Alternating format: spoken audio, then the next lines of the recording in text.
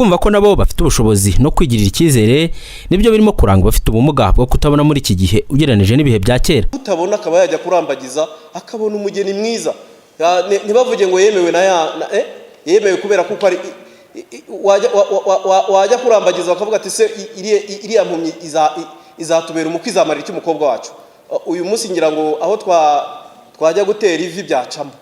Ishingiro ry'iki cyizere abafite ubumuga bwo kutabona bafite ngo nuko leta yagerageje kumva no kubahiriza uburenganzira bwabo. Muri manda y'imyaka 7 aho Perezida Kagame azakomeza kuyobora iki gihugu, abafite ubumuga bwo kutabona bafite icyizere cy'uko ijwi ryabo rizumvikana kurushaho. Ariko ndagira ngo nkubwire ngo uyu munsi intambwe imaze guterwa, yo utarufite ugatangira kubona dukeya, utangira gupushinga ngo ureko wazabona byinshi. Ariko ndagira ngo mbabwire kuko uyu munsi ntabwo turi guhera kuri zero, turi guhera ku kintu gikomeye cyane, kuko dufite abadogiteri, dufite abashobora no kujya hano imbere yanyu bakavuga. Ndumva rero muri gahunda y'igihugu turimo, kandi nkuko uyu munsi twakangutse none babashije kubidukorera, turimo tuvuga gahoro, ntabwo bazareka kubidukorera tuvuga cyane.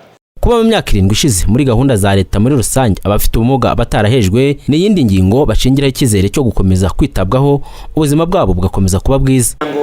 Muri gahunda ya leta y'imyaka 7 ishize hari harimo mu buryo bugaragara cyane, buryo twanabyishimiye cyane, gahunda yo guteza imbere abantu bafite ubumuga byari byanditsemo muri gahunda, ndetse no mu zindi gahunda za leta ubu ngubu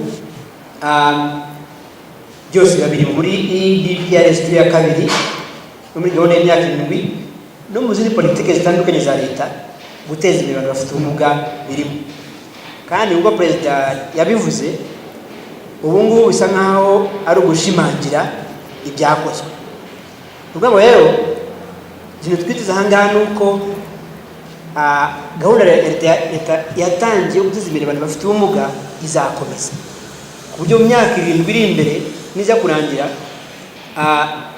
ibikorwa bizaba bimaze gukorwa, ahubwo bizaba birenze ibyo bimaze gukorwa ubu ngubu, ariko biri kuri wa murongo n'ubundi ugufasha abantu batabona kujya muri gahunda zisanzwe za leta no kubateza imbere muri rusange. Abafite ubumuga muri rusange by'umwihariko abafite ubwo kutabona ni kenshi bagaragaza imbogamizi zo kugira ubushobozi bwo gukora, ariko ngo ntibahabwe akazi kubera kugirirwa icyizere gike.